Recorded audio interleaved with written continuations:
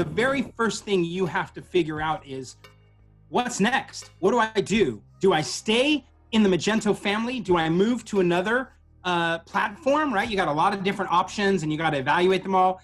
I would tell you there's a step 0, right? Before you start thinking about what's next, it's who's next, right? Who are you going to help? Who are you going to get to help you figure out what's next? Because the likelihood is you have not spent the last 5 months, 10 months, 2 years evaluating platforms, right? You likely haven't spent time on the side migrating customers to different platforms to understand which are easier, which are hard, which platforms are better for who, right? You don't have that expertise. So figuring out what's next, right, often means you need a partner. If you find a partner, right, like you guys, and you say, okay, listen, I want you to help me navigate my next steps. Likely the partner says, okay, number 1, you stay with Magento. And of course at Nexcess, we created a safe harbor program. I'm sure we'll talk about it, but we created a safe harbor program for people who said, I want to stay for a while. I don't know how long, but I want to stay for a while. The other is you stay on Magento 1 using a platform like Safe Harbor to keep you safe while you migrate to Magento 2. That means I need a partner to help me use Magento 2 and get up there. Do I bring everything over? Do I take all that custom work I did on my old car and bring it immediately over? Maybe not. Maybe I get the core over and get up and running, and then I can start making choices about next steps after that. The third option, I'm going to work with a partner and I'm going to go off to another platform. I'm just going to evaluate the options. I'm going to work with a partner to evaluate those options, and maybe I go to BigCommerce, right? And so I'll stick with Safe Harbor while I start doing the work, but eventually I'm going to get off of the Magento platform and go somewhere else. The trick here is, how do I do that in a way that's least impactful to my business? What's the safe way to go about doing that? What's the safe, predictable way that I can migrate without disrupting my existing customers and my existing business? I can't afford to have the platform down to go through this migration. What does that look like? And that's what we're here to really talk about today. Let's talk about the options that are out there in terms of the other commerce platforms. You're coming off Magento 1. There's multiple options available to you. M2, Magento 2 is one of those options. Magento 2 comes in a couple of variations. There's Magento 2 Cloud, which is the enterprise version of the software, and then there's Magento Open Source. That might be a good alternative moving forward. There are subscription-based services, SaaS-based services like BigCommerce, for example. So there's multiple options that are out there, and we're not recommending one or the other. I mean, really, it's really about what the best fit for your business is. And your business may have evolved significantly since you've been on the M1 platform. So the first step is to really understand what your requirements are now and over the next 24 to 36 to 48 months. And making your decisions based on that. Just because you're on M1 doesn't mean M2 is the right answer for you. It's probably a good time to reevaluate. It's probably a really good time to reevaluate the systems and processes. During a migration, now's the time to maybe make some of those other changes within the organization to better support the customers and the business. Maybe all of your buyers, based on some research and analysis, are buying, maybe 75% of them are buying via mobile devices, for example. So that might influence or inform your decision in terms of what the best platform is going forward. Maybe things have completely evolved in another direction altogether. So we're not suggesting, M2 is the answer, or open source is the answer, or BigCommerce is the get yourself into a safe place so you can do the proper evaluation of what the next answer really is.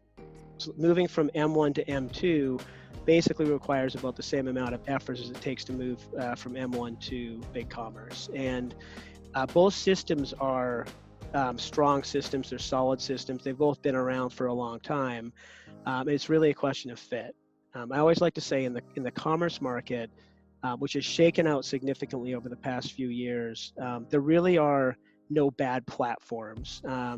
Every platform has merit. It's really a question of what is the best fit for your business, which is a function of the business requirements. What do you want the software to do to support your business and how you interact and sell to your customers? And that's really where it starts. Coming in and taking a look at what those business requirements are, and based on what those requirements are, making some decisions in terms of what the best fit might be from a platform standpoint. So the Safe Harbor product at Nexcess was born out of all the emails we were seeing other hosts and other companies were sending to their customers saying, end of life, game over, you got to make a move, make it now, we're not going to support you. And it was a bunch of kind of fear coming through emails and causing a lot of stress for merchants.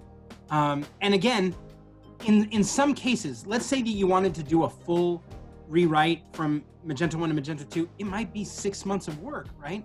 Yet you're getting an email telling you in January that it's game over come June. You don't have enough time to find a partner, get started, whatever to be at. So people started feeling like, is there any hope? Should I just close my store down? And you go, no, time out, hold on. So we created a product that said, let's do this. Let us assume that a M1 customer, even if they want to make a move, doesn't have all the time in the world to make that move. So let us create a product that allows them to stay an M1 customer for some period of time. Now, we're not saying forever because of all the reasons that you guys have already talked about, but for some period of time, they could stay with M1. Well, what do we know? We know that when it reaches end of life, that there are going to be security issues, and we're going to want to patch those.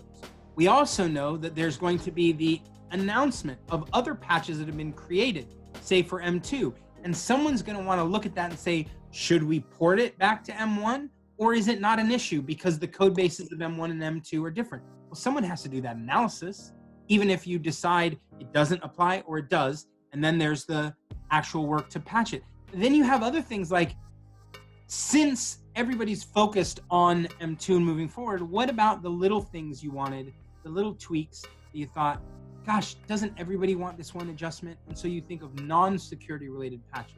So you have these different realms of patchwork, but also because it's a security related product, you also need some additional protection from the outside, right? So malware detection, and you want to make sure that you're able to show people, right, all the bad actors who are trying to attack your site. So we started pulling together a bunch of the security related features, putting a UI on top of it, ensuring that we had a path to deliver people those patches, and wrap it all up with a bow and say, listen, larger stores are going to need more of this, smaller stores are going to need less. So let's price it as a percentage of their hosting so that it's not everybody has to pay a lot of money, but you just do it more like an insurance plan, right?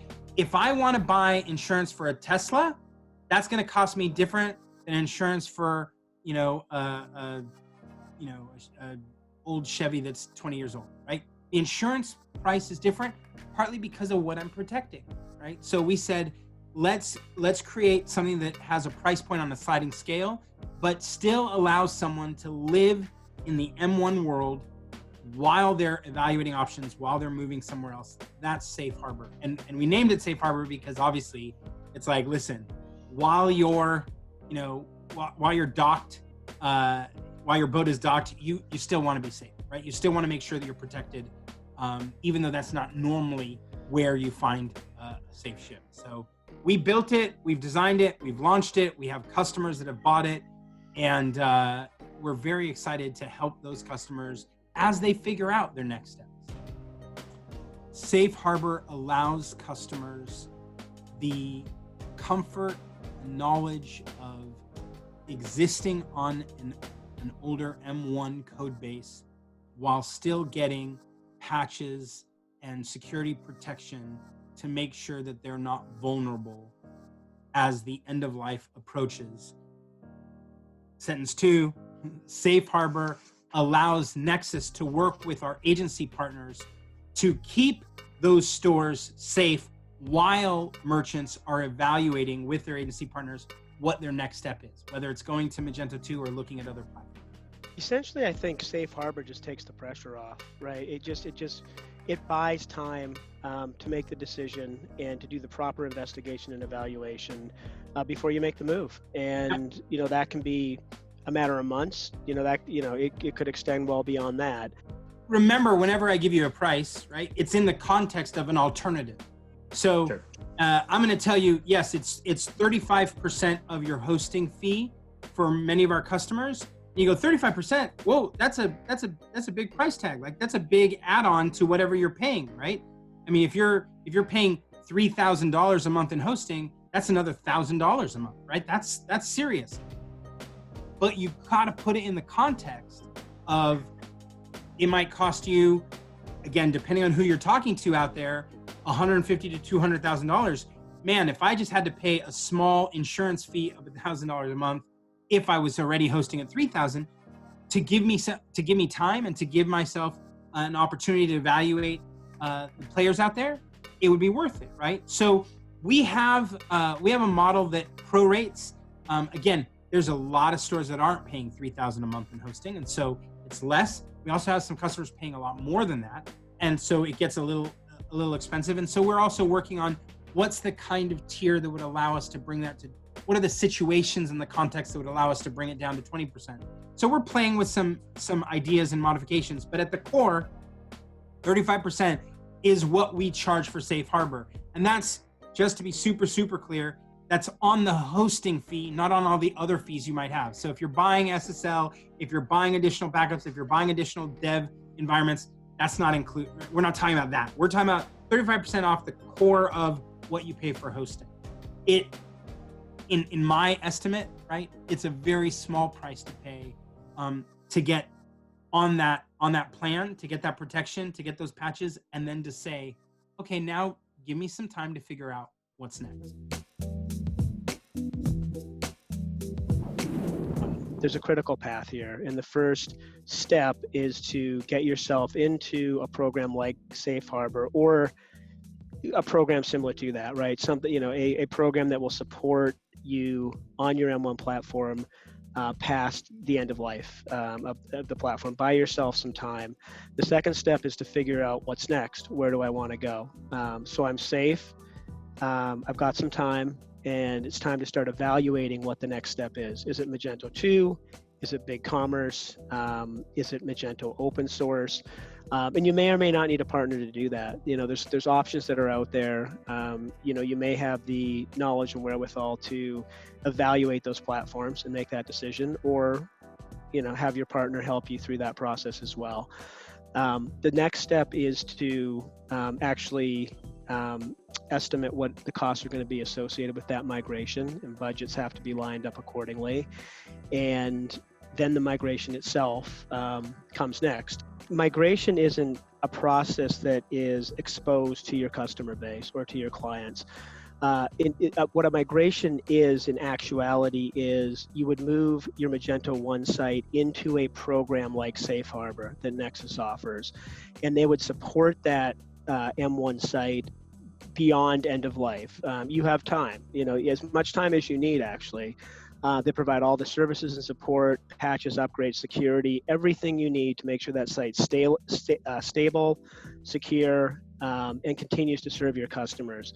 Well, your M1 site is in that environment, safe in that environment, the partner starts the migration process, which really means they start building the M2 version of your site based on the requirements, and that process may take 6 weeks, 8 weeks, 12 weeks. It depends on the complexity, the size and complexity of the site, as you've defined it for M2.